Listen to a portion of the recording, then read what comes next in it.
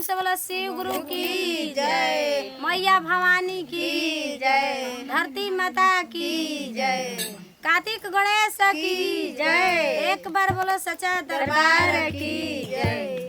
तो देखिए गुरु बहिना, हम अपना महादेव जी के एगो भजन लेके आयल बनी।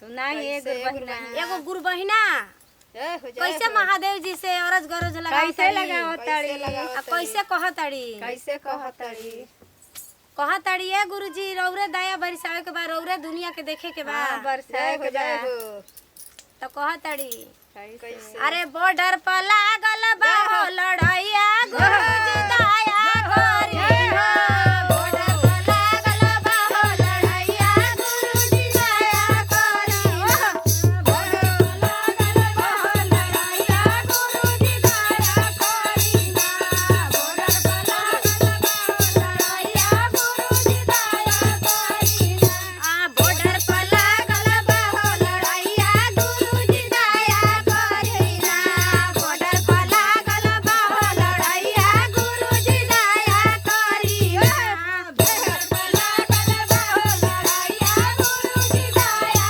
करी ना, बॉर्डर पर लागल बा हो लड़ैया गुरुजी दया करी ना।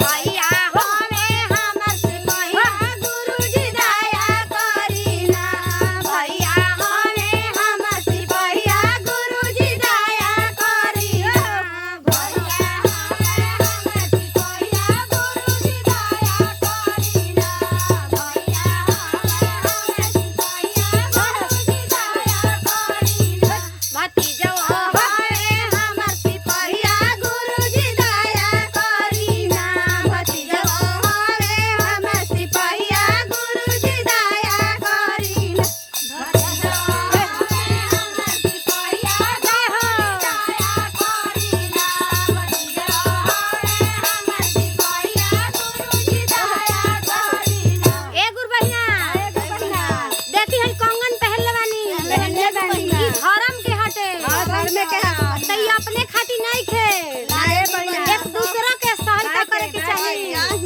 एक दूसरा खातिर दया मांगे के चाहिए, मांगल जाला। दुख भी बतावेला तो गुरु जी से दया मांगेला तो कटित होला, एगो अपने भलाई भलाई ना है गुरु बहिना। देखियो गुरु बहिना कैसे कहताड़ी सुनाई। बॉर्डर पर लागल बा